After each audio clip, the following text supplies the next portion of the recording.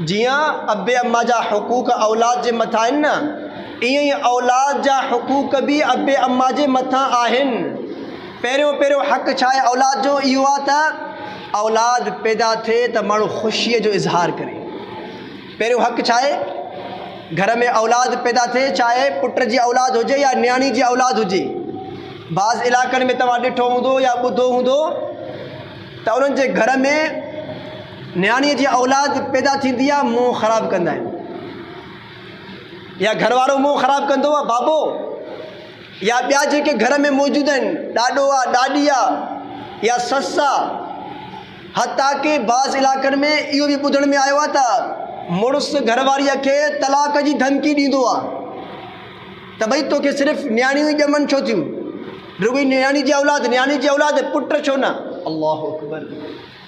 त भई पुट पैदा करणु छा भला इन औरत जे हथ में आहे? कंहिंजे हथ में आहे? अल्लाह जे हथ में आहे न। अल्लाह चाहे त पुट जी औलाद ॾे, चाहे त न्याणी जी औलाद ॾे, चाहे त ॿई ॾे, चाहे त ॿई। असां काफ़ी अहिड़ा माण्हू ॾिठा आहिनि जिन खे एॾी औलाद आहे, अल्हम्दुलिल्लाह चवनि था साईं हाणे असांखे गंज आहे, बसि अॻिते न थिए। ऐं काफ़ी अहिड़ा घराणा आहिनि जेके सॼी ज़िंदगी जेके आहिनि तड़पी वीचारा ईअं वफ़ात करे विया, उनखे औलाद न थी। मुंहिंजे पंहिंजे भाउ खे 20 सालनि खां बाद हिकिड़ो पुटु पैदा थियो, उनखां बाद वरी उनखे औलाद न थी थिए, तक़रीबन 4-5 साल अथसि। काफ़ी अहिड़ा घराणा आहिनि त पुट पैदा करणु, न्याणियूं पैदा करणु, हे अल्लाह जे हथ में आहे, कंहिं इंसान जे हथ में न आहे। त पोइ इहा असांजी जहालत हूंदी न, जो असां इन ख़ातून खे, औरत खे धमकायूं त भई तोखे पुट जी औलाद छो नथी थिए। इहा असांजी नासमझी आहे, इहा असांजी लाइल्मी आहे, बेदीनी आहे। असां दीन खां परे आहियूं, असां अल्लाह जे क़ुरान खां परे आहियूं, रसूलुल्लाह सल्लल्लाहु अलैहि वसल्लम जे तालीमात खां परे आहियूं। इन वजह जे करे असांजी सोच अहिड़ी आहे। जॾहिं इंशाअल्लाह पंहिंजे औलाद जे मथां महिनत कंदासीं, उनखे दीनदार बणाईंदासीं त इन ॻाल्हि जी नौबत ई न ईंदी। औलाद दीनदार आहे त उहो ख़ुशि थींदी न औलाद। बाद में जॾहिं उनखे औलाद थींदी त पुट जी औलाद थिए या न्याणी जी औलाद थिए, अहिड़े क़िस्म जा घटिया अल्फाज़ उहो पंहिंजी ज़बान तां कढंदो ई कोन। त पहिरियों हक़ छा आहे? घर में पुट ॼमे या न्याणी ॼमे त अबो ऐं अम्मा ख़ुशि थियनि, इज़हार मुसरत, ख़ुशीअ जो इज़हार कनि। ऐं ॿियो जेको हक़ आहे औलाद जो अबे अम्मा जे मथां, ॿियो जेको हक़ आहे उहो रिश्तेदारनि जे मथां आहे त उन अबे अम्मा खे दुआऊं ॾियनि, मुबारकूं ॾियनि त भई अल्हम्दुलिल्लाह तुंहिंजे घर में औलाद जहिड़ी नेमत पैदा थी आहे, अल्लाह बरकतूं करे, अल्लाह इन्हनि जे उमिरि खे दराज़ करे वधाए, अल्लाह इन्हनि खे नेक बणाए, अल्लाह पंहिंजे अबे अम्मा जे लाइ, वालिदैन जे लाइ अखियुनि जो ठार बणाए इन औलाद खे। जेके अज़ीज़ो अक़ारिब, रिश्तेदार, दोस्त, अहबाब, उन्हनि जी इहा ज़िम्मेदारी आहे त मुबारकूं ॾियनि इन शख़्स खे जंहिंजे घर में औलाद जहिड़ी नेमत अची वई आहे। इहे 2 हक़ थिया औलाद जा अबे अम्मा जे मथां। टियों हक़ छा आहे? उन जे कन में आज़ान ऐं इकामत, सॼे कन में आज़ान, खॿे कन में तकबीर इकामत। छो?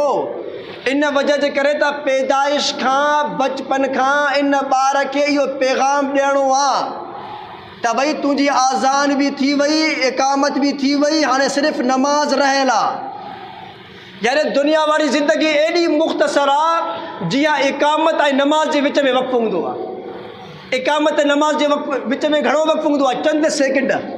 जीअं इकामत थी वेंदी आहे, तकबीर लॻी वेंदी आहे, तकबीर खां बाद, इकामत खां बाद फ़ौरन नमाज़ शुरू। हाणे इन ॿार खे इहो पैगाम आहे, तुंहिंजी नमाज़, आज़ान बि थी वई, इकामत बि थी वई, सिर्फ़ु हाणे तुंहिंजी नमाज़ बाक़ी आहे। इन वजह जे करे नमाज़ जनाज़ में आज़ान आहे कोन्हे? आज़ान छो? आज़ान थी वई न। इकामत आहे, इकामत बि कोन्हे, हाणे सिर्फ़ु नमाज़ बाक़ी आहे। टियों हक़ ॿार जो इहो आहे। चौथों हक़ ॿार जो छा आहे? तहनीक। तहनीक छा आहे? मां सम्झां थो अज़ान और इकामत इन ते अञा असांजो अमल आहे। तहनीक हालांकि सुन्नत आहे। तहनीक तक़रीबन चंद माण्हुनि खे ख़बर हूंदी तहनीक छा आहे। तहनीक इन खे चवंदा आहिनि इलाइक़े में, पाड़े में कोई बि नेक माण्हू जंहिंखे सम्झो था भई हे अल्लाह जो वली आहे, नेक माण्हू आहे, या जेके बि मौजूदु आहिनि सभिनि खां हे नेक आहे, हाँ अगर उहो ना आहे त घर में जेके भी अफ़राद आहिनि, सम्झो त भई हे सभिनि खां औरत आहे या मर्द आहे, सभिनि खां नेक माण्हू हे आहे, 5 वक़्त नमाज़ी आहे, अल्हम्दुलिल्लाह ज़िक्र अस्कार तस्बीहात जो पाबंद आहे, ग़ीबत खां परे आहे, असां थोरो घणो कूड़ ॻाल्हाईंदा आहियूं, अल्हम्दुलिल्लाह अल्लाह इनखे इन गुनाह खां महफ़ूज़ रखियो आहे। सम्झो था घर में अगरि अहिड़ो को मर्द या औरत मौजूदु आहे त उन खां खजूर या छुआरो चॿाराए करे, यानी खजूर खे उहो चॿाड़े या इन छुआरे खे उनजो थोरो हिसो ज़रो इन ॿार जे तव्हां वात में विझो, इनखे चवंदा आहिनि तहनीक, ताकी इन नेक माण्हूअ जूं जेके बरकतूं आहिनि न, अल्लाह रब्बुल इज़्ज़त इन बरकतुनि खे ॿार जे पेट में मुंतकिल थो कराइणु चाहे, ताकी बचपन खां ई इन ॿार जे पेट में नेक माण्हुनि जूं जेके असरात आहिनि, बरकतूं आहिनि, इहे मुंतकिल थियनि। हिकिड़ो तहनीक जो तरीक़ो इहो आहे। ॿियो तरीक़ो बाज़ बुज़ुर्गनि इहो लिखियो आहे त कोई बि अल्लाह वारो उनजो इस्तेमालु शुदा कपिड़ो, उनजो रूमाल आहे, उनजो कुर्तो आहे, उनजो हिकिड़ो जोड़ो ठाहे करे पहिरियां जेको तव्हां ॿार खे कपिड़ा पारायो न, इहो जोड़ो पारायोसि, ताकी उन नेक माण्हूअ जे कपिड़नि में जेका बरकत आहे उहे मुंतकिल थियनि इन ॿार जे तरफ़, इन ॿार में इन जो असरु रहे, इनखे चवंदा आहिनि तहनीक। इहो चौथों जेको आहे न हक़ आहे औलाद जो अबे अम्मा जे मथां। 5हों हक़ छा आहे? उनजो सुठो नालो रखणु, उनजो सुठो नालो। सभिनि खां अॻु में अंबिया अलैहिस्सलातु वस्सलाम जा नाला आहिनि, अल्लाह रब्बुल इज़्ज़त जा सिफ़ाती नाला आहिनि, अब्दुल्ला, अब्दुर रहमान, भई अब्दुल हफ़ीज़, अब्दुल रक़ीब, काफ़ी अहिड़ा नाला आहिनि, इहे सभु बेशती ज़ेवर में मौजूदु आहिनि।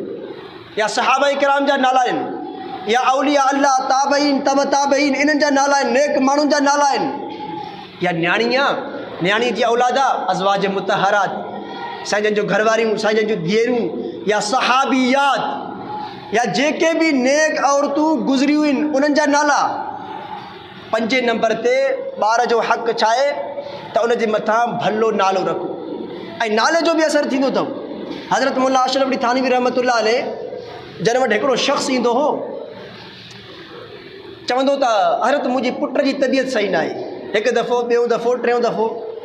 हज़रत फरमाइण लॻा नालो उनजो छा आहे? चइसि नालो कलीम अथसि। हज़रत फरमाइण लॻा कलीम जी जेका आहे न हिकु माना ज़ख़्म जी बि आहे, ज़ख़्मी। त हज़रत फरमाइण लॻा नालो ई इन जो ज़ख़्मी आहे, त हाणे सही कीअं थींदो, तंदुरुस्त कीअं थींदो? त हज़रत फरमाइण लॻा अॼु खां बाद इन जो नालो कलीम न आहे बल्कि सलीम आहे। ॿिए दफ़े जीअं आयो हज़रत पुछा कयो त भई नंढड़े जी तबियत कीअं आहे? अर्ज़ु कयईं हज़रत अल्हम्दुलिल्लाह बाक़ाइदे ठीकु ठाक सिहतमंद आहे। त नाले जो बि वॾो असरु थींदो आहे। इन वजह जे करे पंहिंजे औलाद जे मथां भला नाला। अॻु में असां ॿुधंदा हुआसीं, अल्हम्दुलिल्लाह जॾहिं की असां शौर संभालियो आहे त अल्हम्दुलिल्लाह काफ़ी तब्दीली आई आहे, दीनदारी असां में अची वई आहे, भला नाला। उन खां अॻु में जेके वॾनि जा नाला जेके असां ॿुधंदा हुआसीं न, अजीब अजीब नाला, उहे रखणु जाइज़ बि न, या जाइज़ था त उन नाले में नाले हुजण जी सलाहियत ई न हुई। कांडेरो या अहिड़े तरीक़े सां जेको आहे न, मां त ईअं चवंदो आहियां जेको इहो आचर सूमर रखंदा आहियूं न, अंगारो इहो बि न रखूं। ॿिया खोड़ भला नाला आहिनि, सुठा नाला, अल्लाह जा सिफ़ाती नाला, अंबिया अलैहिस्सलाम जा नाला। त असां वञी करे अहिड़ा नाला था ॻोल्हे अचूं, अलाए कंहिंखां था पुछा कयूं। त औलाद जो जेको 5 नंबर ते हक़ आहे उनजो माण्हू नालो भलो रखे। हाणे 7 नंबर ते, यानी इहो नालो माण्हू 7 ॾींहं ते रखे त बहितर आहे, अॻ में बि रखी सघे थो, 7 ॾींहं ते रखे बहितर आहे। ऐं 7 ॾींहं ते जेके करण जा कम आहिनि उहे कहिड़ा कहिड़ा आहिनि? पहिरें ॾींहं ते 7 ॾींहं ते माण्हू इन जो नालो रखे, औलाद जो इहो हक़ आहे। 2 नंबर ते 7 ॾींहं ते इन जो अक़ीक़ो करे। अक़ीक़ो छा आहे? 2 बकरा या 2 बकरियूं, अगरि पुट जी औलाद आहे, अगरि न्याणी जी औलाद आहे त 1 बकरो 1 बकरी, हे मुस्तहब आहे। अल्लाह अगरि कंहिंखे ताक़त ॾिनी आहे, अगरि नाहे ताक़त माली एतबार सां, त पोइ जंहिं तरीक़े सां अल्लाह उनखे इस्तिताअत ॾिनी आहे ख़ुशीअ जो इज़हार करे, जंहिं तरीक़े सां बि, हता कि टाफ़ियूं छो न विराए, कुझु विराइण जी सलाहियत न आहे त बि ईअं ई ख़ुशीअ जो इज़हार कंदो, अल्लाह वटि मक़बूल आहे। त 7 नंबर ते ॿार जो जेको पहिरियों हक़ आहे भलो नालो, ऐं 2 नंबर ते अक़ीक़ो अगरि अल्लाह ताक़त ॾिए। हिकिड़ी रिवायत में ईंदो आहे जेको माण्हू पंहिंजे औलाद जो अक़ीक़ो कंदो आहे, अल्लाह रब्बुल इज़्ज़त इन ॿार जे मथां जेके बि आफ़तूं मुसीबतूं हूंदियूं आहिनि सभु ख़तमु करे छॾींदो आहे। ऐं हिकिड़ी ॿी ॻाल्हि बुज़ुर्गनि लिखी आहे त उहो ॿार पंहिंजे अबे अम्मा जे लाइ, वालिदैन जे लाइ क़यामत जे ॾींहुं सिफ़ारिश कंदो, जेको वालिदैन पंहिंजे इन औलाद जे लाइ अक़ीक़ो कनि था। ऐं 7 नंबर ते इहो कमु करण बि मुस्तहब आहे जो पंहिंजे इन ॿार जे जेको आहे न मथे खे कूड़ाए करे इन वारनि खे वज़न कयो, जेको वज़न बीहे उन जे बराबरि चांदी सदको कयो, या इन चांदीअ जी जेका क़ीमत बीहे इहो सदको कयो। ऐं बाज़ हज़रात इहो बि लिखियो आहे, हिकु तिबी फ़ाइदो आहे, हिकमत जो नुस्ख़ो, त अगरि ज़ाफ़रान घर में हुजे त इन ज़ाफ़रान खे पाणीअ सां मिलायो, पाणीअ सां मिलाए करे इन ॿार जे मथे खे मलियो, छो त ज़ाफ़रान जेको आहे न ख़ुश्क ऐं गरम आहे। इन वजह जे करे जेके दिमाग़ जूं जेके रॻूं आहिनि न उहे बि खुली पवंदियूं ऐं नज़ले ऐं ज़ुकाम खां ॿारु महफ़ूज़ रहंदो। त ॾिसो न इब्तिदा खां वठी करे अल्लाह रब्बुल इज़्ज़त इन ॿार जे लाइ कहिड़े क़िस्म जा थो इंतिज़ाम करे। बचपन खां उनखे अहिड़ो माहौल थो ॾियारियो वञे जीअं दीन जे तरफ़ राग़िब थिए, दीन जे तरफ़ माइल थिए। जॾहिं इब्तिदा खां इहे सभु अमल असां कंदासीं त इहे बरकतूं इन ॿार में मुंतक़िल थींदियूं वेंदियूं, त अॻिते हली करे अल्लाह रब्बुल इज़्ज़त असांजे इन महिनतुनि काविशनि खे ॾिसी करे, नियत खे ॾिसी करे असांजी औलाद खे अल्लाह नेक बणाईंदो। ऐं 7 नंबर ते जेको ॿियो कमु मुस्तहब आहे, इन ॿार जो ख़तनो ई कराए छॾियो। इन ॿार जो ख़तनो कराइणु सुन्नत आहे, लाज़मी आहे, जेको न कराईंदो गुनाहगार थींदो। हाणे असां छा कंदा आहियूं, हालांकि ॾिसो मुस्तहब छा आहे, 7 ॾींहं ते असांजा ॿार वॾा थी वेंदा आहिनि, त भई 4, 5, 6, 7 साल बि मां अहिड़ा बि ॿार ॾिठा आहिनि 8 साल, पोइ उनखां बाद सॼी बिरादरीअ खे घुराए करे पोइ ख़तनो कराईंदा, वरी इहे देगूं ॼण त शादी आहे। हालांकि इहे तोहर जीअं चवंदा आहिनि, ख़तनो यानी तोहर, हालांकि इहो तरीक़ेकार सही न आहे। जिते ख़ुशीअ जो हुकुम आहे माण्हू उते ख़ुशी करे न।